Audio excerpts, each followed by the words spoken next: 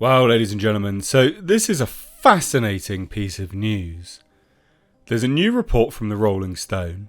This is an article on Bounding into Comics, but it's Rolling Stone that have done this report.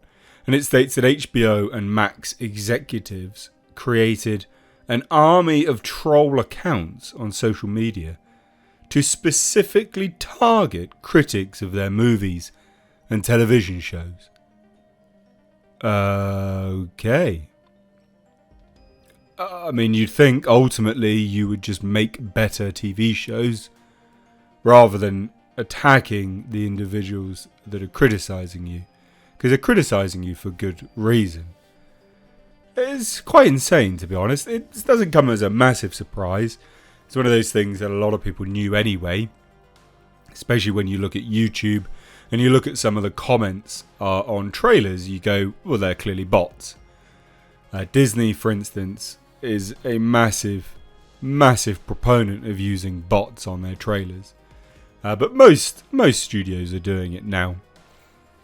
So let's take a look at this, ladies and gents. Hit subscribe if you're new here.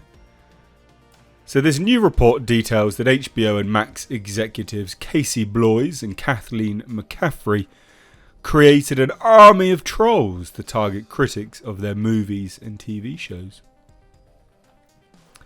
It's insane.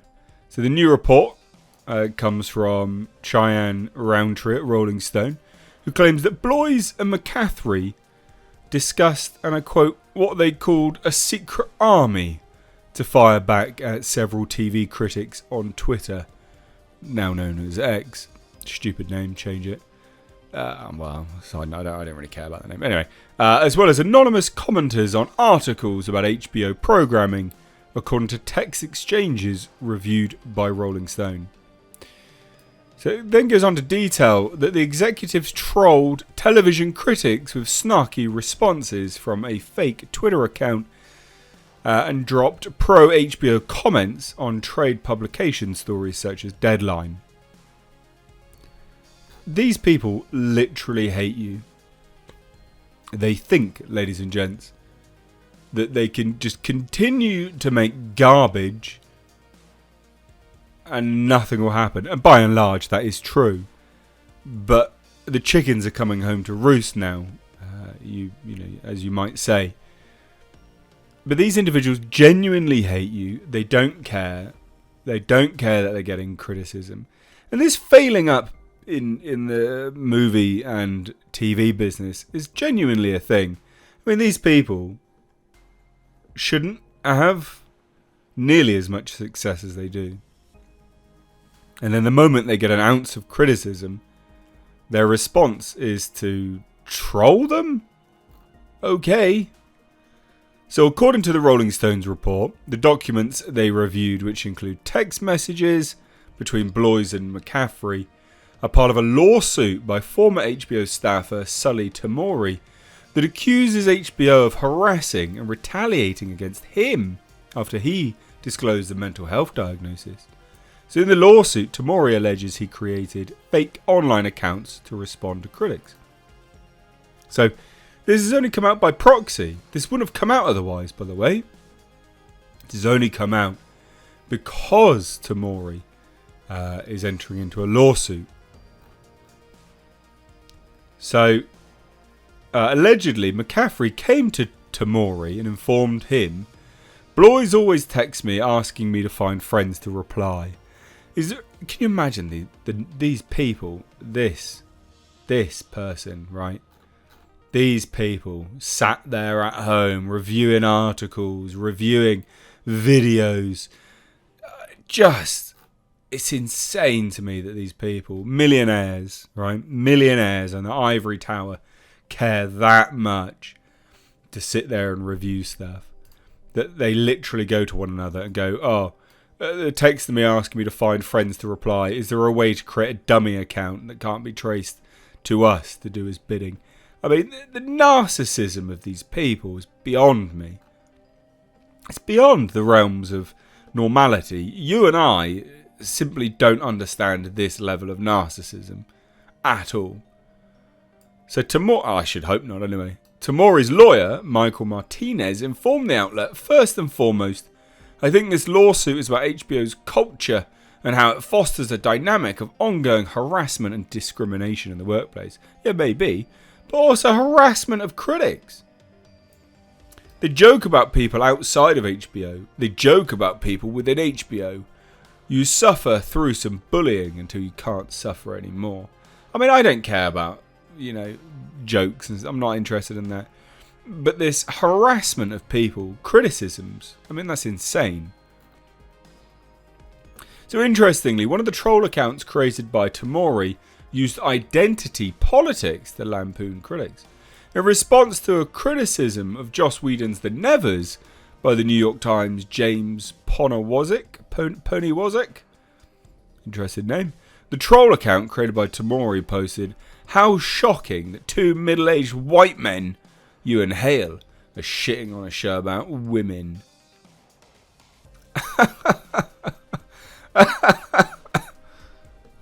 This stuff. I mean, I've interacted with people like this on Twitter. And it makes you think. It makes you go, were they people? Were they people? An HBO spokesman informed Rolling Stone it would not comment on select exchanges between programmers and errant tweets. Yeah, I'm sure it won't. Another statement from an HBO spokesman informed the outlet regarding the lawsuit that it intends to vigorously defend against Mr. Tamori's allegations. We look forward to a full and fair resolution of this dispute. In the meantime, we wish Mr. Tamori, a former HBO employee, well in his future endeavours. But we know this. I mean, even bounding into comic state, the report comes in the wake of growing suspicions that large studios are intentionally trying to manipulate audiences into liking their programs. You know what you could do? To make some fucking good programs, couldn't you, quite frankly? Back in 2015, Sci-Fi Wire's Danny Roth admitted he played softball with film studios in order to maintain his access to celebrities in the studios. On Sci-Fi Wire's podcast, Who Won the Week? Roth and his co-host, Sci-Fi Wire's contributing editor Karama Horn and Sci-Fi Wire's editor-in-chief Adam Swideski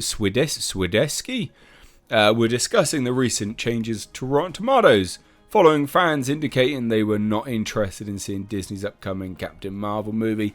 And this is when they literally admit it all. Here's the actual reality. Here's where we actually are in the industry. If you want to talk about, quote, access media, every single person that wants to have access to things early, that wants to get access to things so that traffic is drawn to their site, will on occasion, everybody at this podcast, everybody in our industry occasionally has to play softball, occasionally has to look the other way a little bit, everybody has to do it. In the sense, this is them playing softball by the way, in the sense that I hated a movie but I won't say that I hated a movie, or an actor behaved a sort of way and you don't want to put it out there that happened. Right, because you might not get the next review. To some degree, everybody in our industry that is part of this quote-unquote access media has to decide which battles they want to pick, which are the ones where my voice is the one that has to get said. This is total bollocks. It's insane to me. It is insane. The funny thing is, right, so I used to get invited to things. Previously, I used to get premiere events and such. I still occasionally get invites to some screenings here and there. But I also used to interview people. There's a fair few interviews here on this channel, actually. And, that has all gone, absolutely. But there are some people within the industry that recognise the need to speak to people that are not actually access media because of their sincerity and the legitimacy behind them more so than speaking to access media. I mean, this whole access media thing's come as a huge detriment to the industry. But I digress. These are absolute scumbags at HBO creating an army of troll accounts. I mean, really? Do you not have anything better to do with your time? Like, for real? It's insane to me. It's absolutely insane. He looks like a typical narcissist sitting around on Twitter, on articles, going, oh, they hate my product. Blah. Yeah, mate. So listen to them and make something better.